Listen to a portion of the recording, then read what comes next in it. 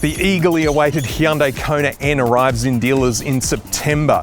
But if you can't wait that long and you want a sneak peek of what the new car is going to look like, then you should check out the Hyundai Kona N Line. It's just missing the performance.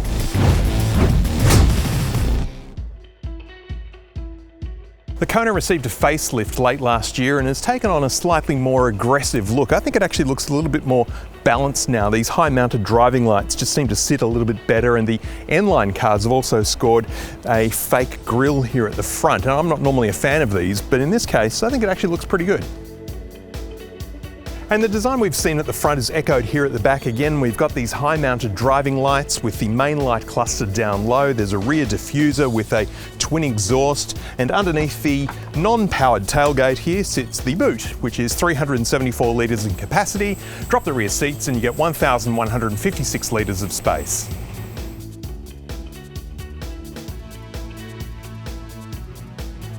But I think my favourite design feature of this whole car is without doubt the wheels. They're 18 inches, they're finished in a nice contrasting black and silver. I think they just look great.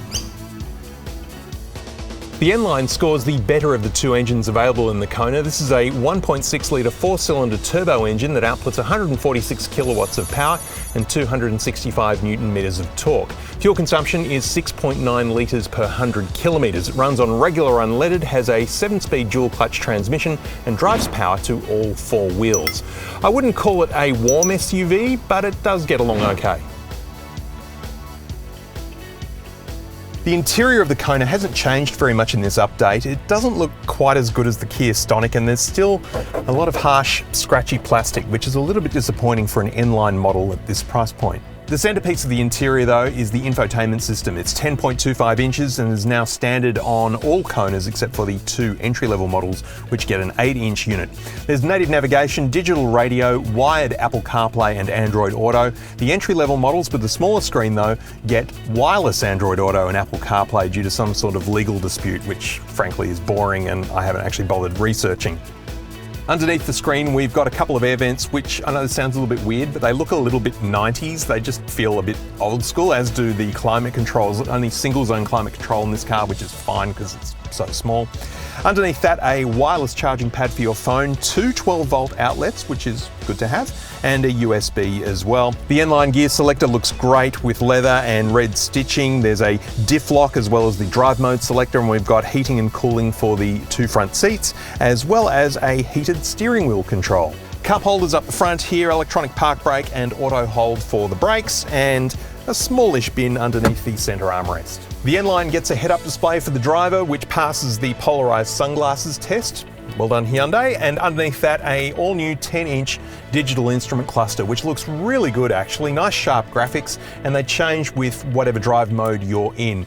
There's no maps on them, unfortunately, but you do get turn-by-turn directions from the nav. Steering wheel, pretty much the exact same one that you find in the i30, with lots of controls for adaptive cruise control and audio controls. The grey leather seats with contrasting red stitching and red piping look and feel fantastic. They're heated and cooled, as I mentioned before, and there's 10-way electric adjustment for the driver and front passenger, but the seating position itself I find to be actually just a little bit too high for me. It feels like I'm sort of reaching down to everything and I'm sort of sitting above it all. I mean, the view out the front is fantastic and it's pretty good out the sides as well. A little bit obscured with the small windows in the back there and the blind spots, but there is blind spot monitoring to help out with that. The front passenger and the driver get 10-way electric adjustment, but I just cannot get the seat any lower than this. But there's plenty of headroom, and the sunroof keeps the glass house nice and bright. Okay, this is a subcompact SUV and I'm 190 centimetres tall. The back seat is not designed for me behind my own seating position. So if you're a small child or you're just a lot shorter than me, then you'll be fine. But otherwise, this is a bit of a no-go zone. But having said that, the seats are pretty comfortable. We've got the same nice leather that we have up front. A little bit limited on the headroom there. There is a bit of a hump here because of the sunroof, but that doesn't really affect the headroom too much. And the outboard rear passenger seats are heated as well. We've got an armrest with two cup holders, one USB charger, and no air vents.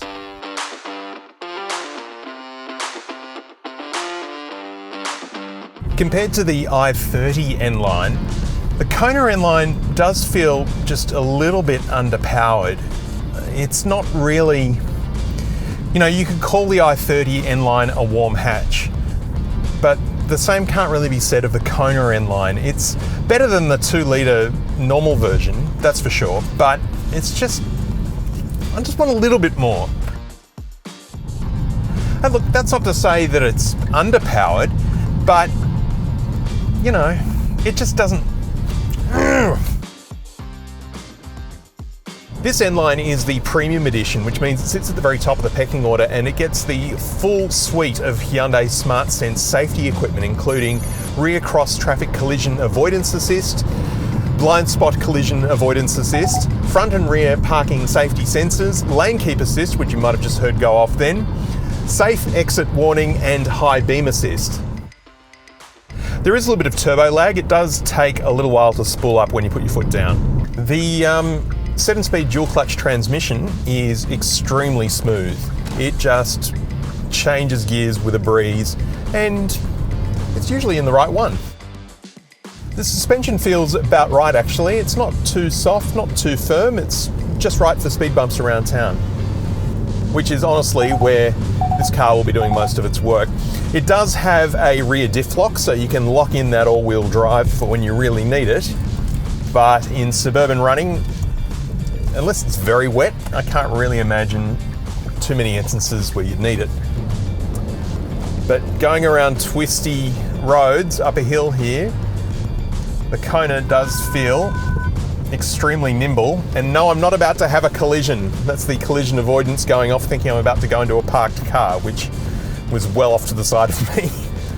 These cars make me feel very insecure about my driving when they do that. All Hyundais and Kias, because they use the same system, seem to do it.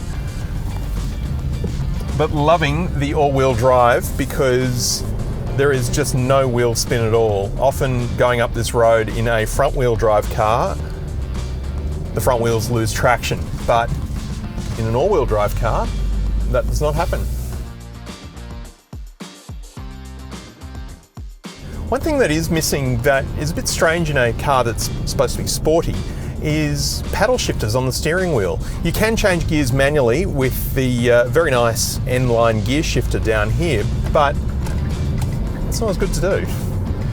The steering feels pretty good actually, but in sport mode it does become a bit artificially heavy, and you notice that particularly when you're parking. It just doesn't need to be this heavy. One other little feature that I really like, and I've noticed over the last few days because it's been raining a bit, is when you change the windscreen wiper mode, it actually shows on the screen what mode you're in, and you have no idea how helpful that is, because I'm sure we've all been in a situation where it's like, are the windscreen wipers on or are they in auto? Or I thought I turned them off. But here, if they're on, auto, low, high, you can see it on the screen. It just appears briefly. So helpful. Why doesn't every car maker do that? There is no question that the Hyundai Kona N Line is a fantastically well-equipped car, but you do pay a premium for all that gear. It's $46,479.88. That's a lot of money for a subcompact SUV. It's about 18 grand more than the entry-level model and several $1,000s more than similarly equipped SUVs that are a whole class bigger than this car. Personally, if I was going to buy a Kona, I'd wait a couple of months until the range-topping N model is released. Apparently, it's only going to be about $1,000 more than this one, and you get that awesome 2-litre turbo engine as well.